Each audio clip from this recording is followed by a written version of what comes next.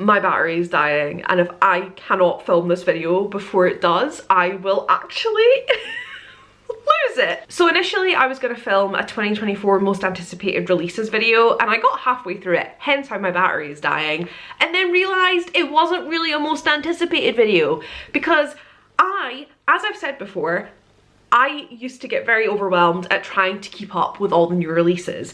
And so when I was looking at 2024 releases, I didn't make a point to look at like every single book on all the 2024 releases lists. I just looked at the first couple pages and just kind of picked a couple things to read, like read the synopses of, because I wasn't doing it to myself. But that of course has meant that I don't really have like an accurate list of what I'm most excited for. I just have a list of about 78 books that are coming out at some point this year that I'm maybe interested in, I'm kind of curious about. And so what I've decided to do, instead of an entire 2024 most anticipated releases video, which if I'm completely honest with you, there are 3 books on that list. Summer in the Sunset by Estelle Mascom, Keedy by Elle McNichol, and Some Like It Cold by Elle McNichol. Those are the only books you need to know that I am actively, eagerly waiting for the release of. Everything else is just things I've heard of that I'm like, oh yeah, that'd be fun, or oh yeah, I want to read that. Some I'm more excited about than others, but nothing that I would sell my soul to get my hands on. Yes, I've already read Keedy, not the point.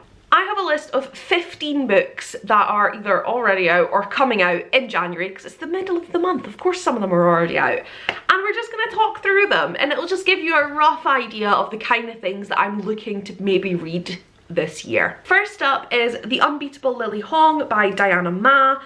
This just looks like a fun little middle grade. It's about this girl trying to save her parents' Chinese school in the town's community centre. I just think it's going to be a bit of fun, and I love a little middle grade contemporary, so ta-da.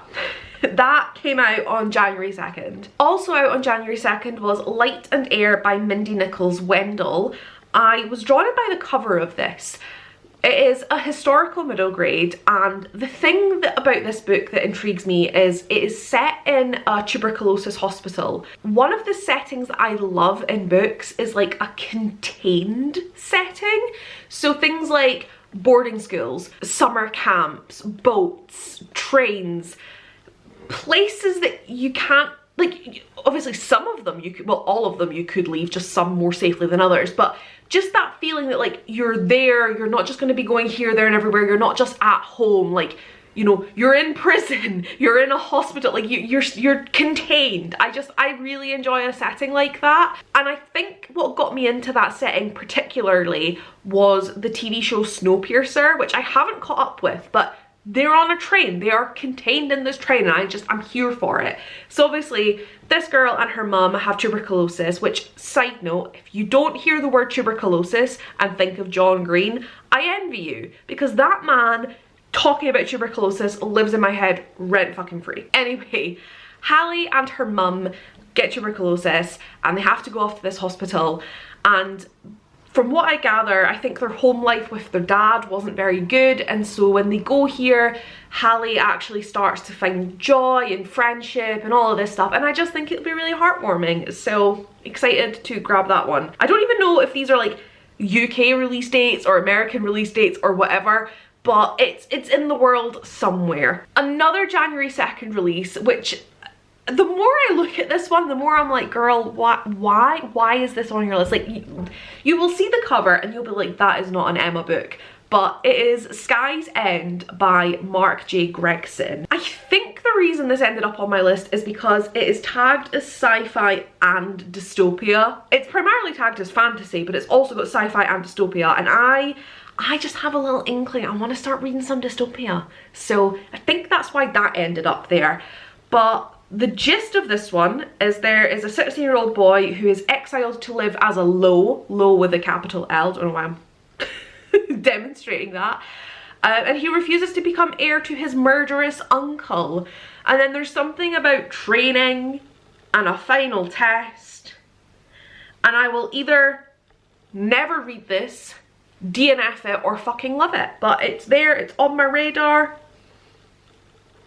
We'll probably never talk about it again. The next book came out on January 9th, and it is Don't Want You Like a Best Friend by Emma R. Albin, which is a queer Victorian romance about debutantes. And listen, I have a love-hate relationship with romance. I have a love-hate relationship with historical, especially this kind of historical. I know this has kind of just gotten big lately, but like, I want to love it. I want this to be my vibe, but I don't know. So it's on the radar. We shall see. But at least it's queer.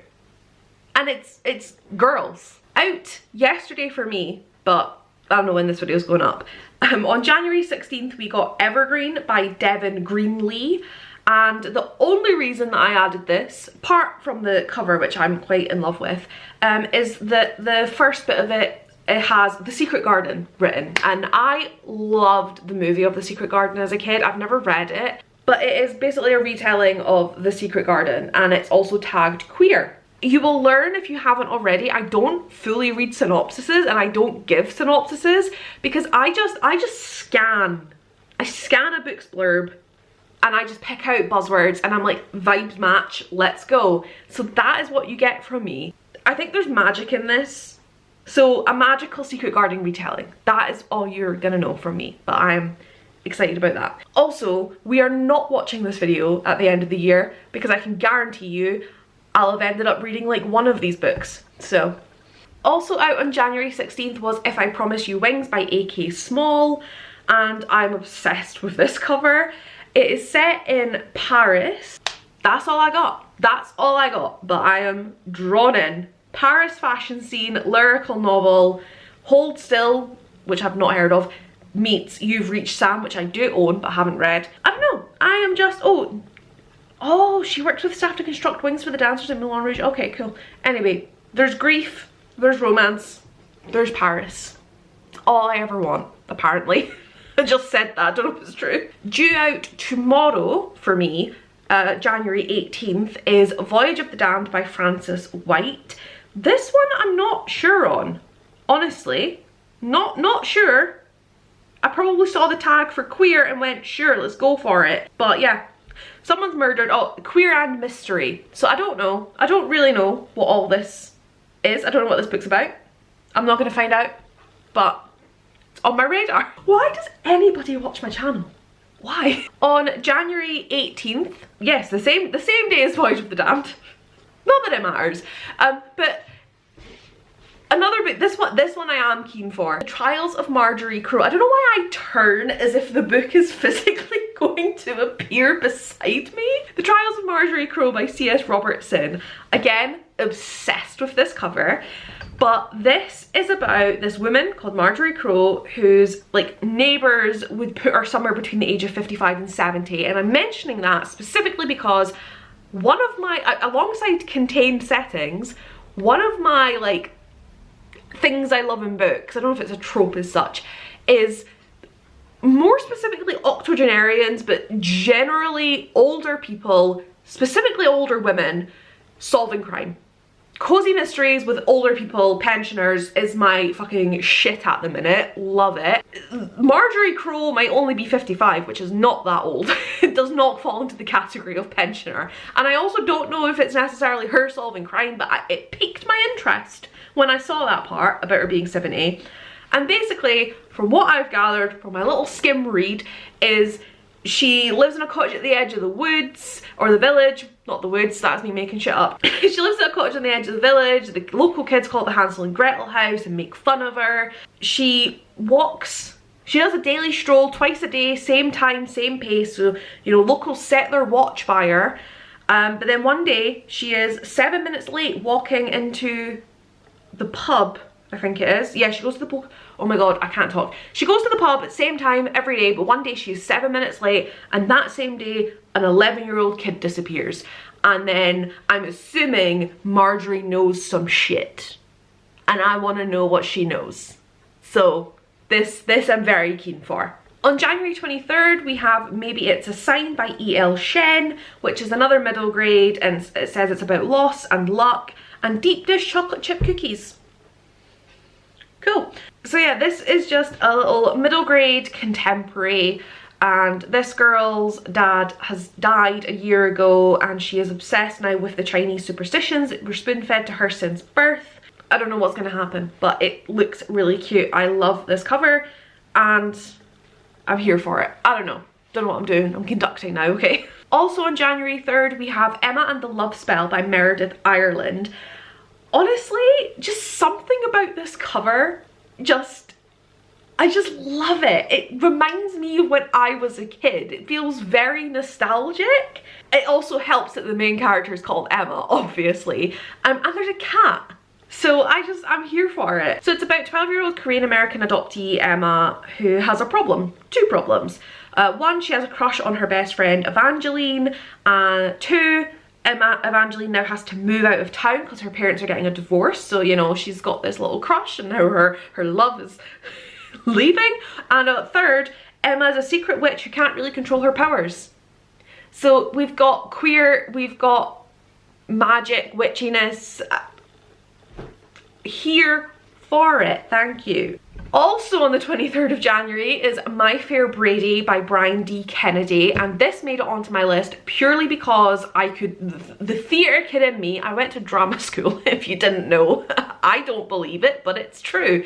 Anyway, the theatre kid in me immediately picked up that this was a play on the musical My Fair Lady, and it's basically a retelling of My Fair Lady but queer and also boys. But I don't know My Fair Lady, I don't really know classical musicals. I can't talk, oh my god. I don't know classical musicals all that well, but here for any theatre related books, thank you. Also on January 23rd is Not Dead Enough by Tiffany D. Nieheiser, and this is a thriller. Our main character Charlotte survived the car crash that killed her boyfriend, but that night everything changed. So she's working through her PTSD with the help of her therapist, but she can't tell the truth about Jerry or what really happened that night. So I'm intrigued about it because I feel like a lot of thrillers don't actually deal with the trauma of things, because usually you're witnessing the trauma, not the aftermath.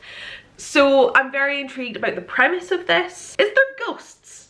This mentions house creaking and ghosts, so either there are ghosts, if ghosts are real and oh my god, is this ghosts? Oh my god, it does have horror tags, so maybe there's ghosts, I don't know, but it's on the list, obviously, because I mentioned it. Then on January 25th, we have Death on the Lusitania by R.L. Graham. Obsessed with this cover. If you aren't able to gather, either by the title or the cover, this is set on a boat. The Lusitania, obviously. Contained setting. You obviously can leave a boat in the middle of the ocean, but you're not going to get very far unless you're on a lifeboat, but that's besides the point. Anyway, set on a boat and death, murder, love it. I'm very intrigued because basically our main character is a civil servant in Her Majesty's government tasked with discreetly escorting a British diplomat back to England in relation to charges of suspected treason. And then someone dies and the captain of the boat is like, you, the civil servant, figure it out. I feel like it would have made more sense to be like Patrick Gallagher, a detective. Or like Patrick Gallagher, a police officer. Something like that, because civil servant, like, there are so many jobs under a civil servant, and to me it just makes me think about someone who just sits like at a desk doing admin suddenly being tasked to solve a crime, but I love it anyway. I have actually read another book set on a boat with a murder and like crime stuff going on. A Fatal Crossing by Tom Hindle, I think it was, which was really fun. It was also historical. I don't know exactly when it was set. This is 1915. I think that one was maybe a little bit later, like 30s, but I might be wrong. Don't quote me. Who knows? But I feel like murder on ships in the early 1900s might become another of my little niche things that I enjoy, but I'm very excited about this one, and it's set to be a series, the Patrick Gallagher series, so hopefully our civil servant Patrick Gallagher is good and then I want to read the rest. And finally for January, at least from the books that I bothered to actually look at, as I say, I didn't spend any time like going through everything in detail. I just picked out the most kind of popular ones because but anyway. The World Famous 9 by Ben Gooterson comes out on January 30th, and again this sort of might tie into my contained setting love, because it is about this boy who is trying to save his grandmother's 19-story out of this world department store. My hope for this one is that we are literally running through the department store and getting to like see all the different sections of it and everything, but I don't know. But it just sounds like it'll be a lot of fun and I am here for it. I am here for it. I just want to be reading fun, engaging, fast-paced books this year. I want to be reading books that just keep me going, books that keep me realising that like, hello Skyman, don't mind me filming. You're parked over my drive. Why are you parked over my drive? Honestly. But anyway, yeah, I just want to be reading books that keep me engaged, books that I don't realise I'm reading. You know, when you're reading something and you're like, fuck, it's been like 2 hours. So that is my hope for, not all of these releases, some of these that who knows? I'm struggling. I'm just gonna wrap this up. I'm gonna go have lunch. I think I need to eat something. I think that's why my brain is malfunctioning today.